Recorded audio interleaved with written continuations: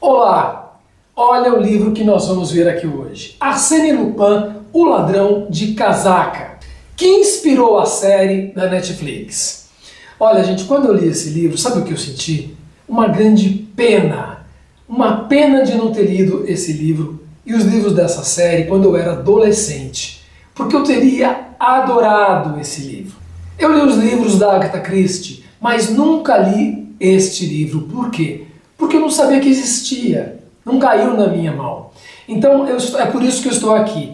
Esse é o nosso papel como pais e professores. Levar os livros às crianças, aos adolescentes, aos jovens. Que eles possam ter a oportunidade de ler coisas interessantes. E este tipo de livro policial é muito adequado para adolescentes. Por quê? É o que eu vou explicar aqui hoje. Vou falar das diferenças entre o livro e a série e as qualidades desse livro. Eu sou Antônio Sampaio Doria, do Blogs e Livros.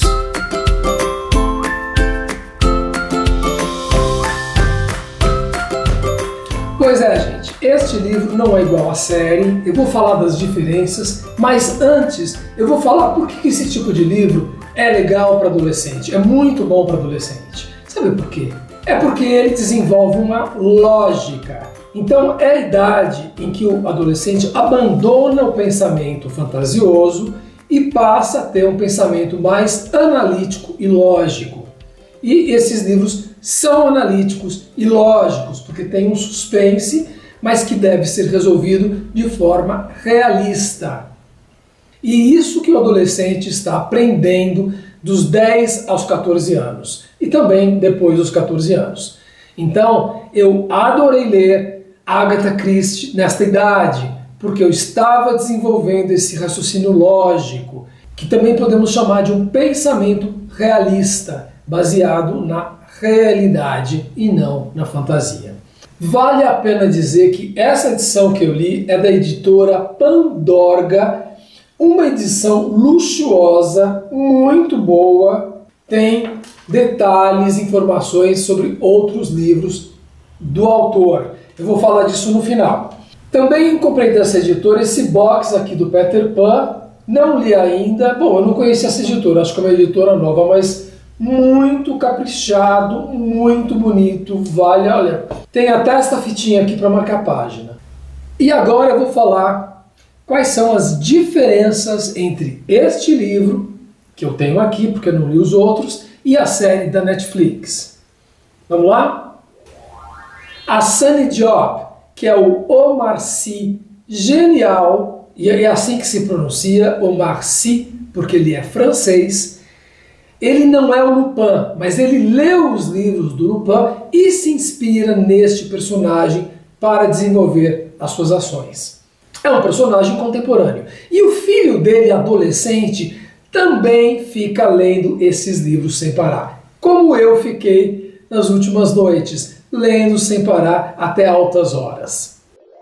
O Assane da série não tem tantos colaboradores como o Lupin tem aqui, mas ele tem um colaborador ou outro que ajudam ele a fazer as coisas. As ações da série não são as mesmas que estão no livro.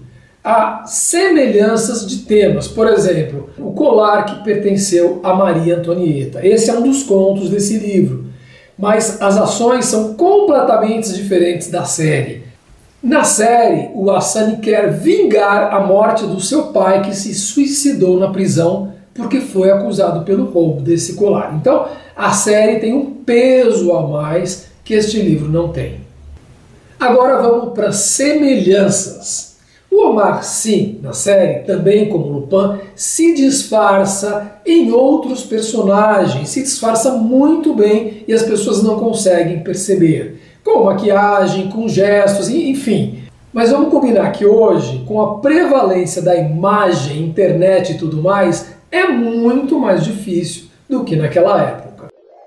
Outra semelhança. Assane Diop, na série, tem um perfil justiceiro, que é mais ou menos como Lupin, que só roubava ricos, aparentemente desonestos ou que tinha alguma coisa duvidosa na sua vida. E, como eu disse, ele está tentando vingar a morte do seu pai. Então ele é um justiceiro. Na série, assim como no livro, o leitor ou espectador é desafiado a entender ou antecipar os planos de Lupin. O que ele vai fazer? O que ele tem na cabeça? A gente não entende muitas vezes para onde que está indo e a gente é desafiado a entender esta engenhosidade inteligente que ele criou para aquela situação.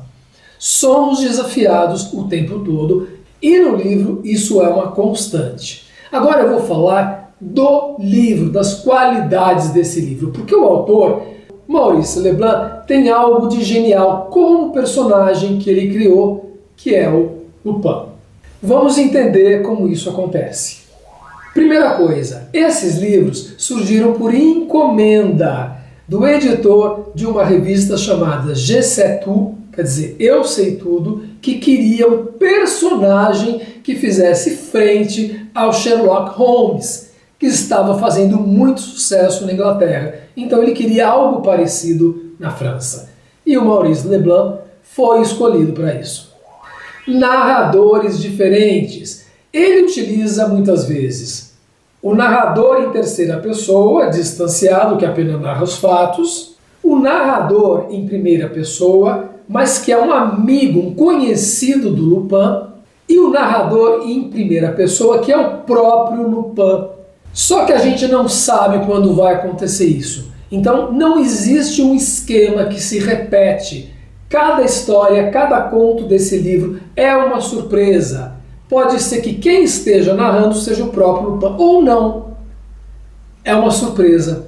É por isso que a solução muitas vezes é inesperada. O herói Lupin se dá mal, sim. Em uma das situações ele se dá mal, o que torna a história mais verossímil e aproxima esse personagem de nós, fazendo com que ele seja mais humano. Lupin enfrenta outro ladrão. Sim, em um dos contos ele não apenas enfrenta, como é roubado por outro ladrão. Ou seja, também é uma coisa inesperada, uma surpresa para nós. Sherlock Holmes chega tarde demais. Sim, esse é o título de um dos contos. O autor colocou frente a frente Sherlock Holmes e Lupin. Mas o autor do Sherlock Holmes não gostou do personagem dele em outra história e reclamou. Então o autor colocou Sherlock Holmes. Agora, adivinha quem vai se dar bem nessa história? O uso de tecnologia. O Lupin utiliza toda a tecnologia que ele podia da sua época. Engenhocas, mecanismos, maquiagem, substâncias químicas que modificavam sua aparência. Quer dizer, ele era um estudioso que sabia tudo que existia e que ele podia usar na sua época. Da mesma forma, o Lupin da série da Netflix também sabe muita coisa e usa tudo a seu favor. E no fim, gente, esse livro tem uma coisa muito legal. Ele mostra os filmes que foram feitos sobre Lupin, explica como foi feito o filme, onde que foi feito, e no final ele vai falar de cada outro livro em que aparece Lupin, explicando o que acontece nesse livro. Então a gente tem um roteiro para ler os outros livros, e é claro que eu vou ler outros livros, porque depois que você conhece Lupin, você se apaixona pelo personagem, você fica imaginando o que ele vai inventar na próxima história. Será que as outras histórias são tão criativas quanto essa? Só lendo para saber. Então, se você gostou, dê o seu like e volte aqui na próxima semana para conhecer mais livros infantis e juvenis e indicar esses livros para jovens, para crianças. Vamos fazer de tudo para incentivar a leitura nesse nosso país tão carente de conhecimento, de educação e de cultura. Não esqueça de dar o seu joinha. Até lá!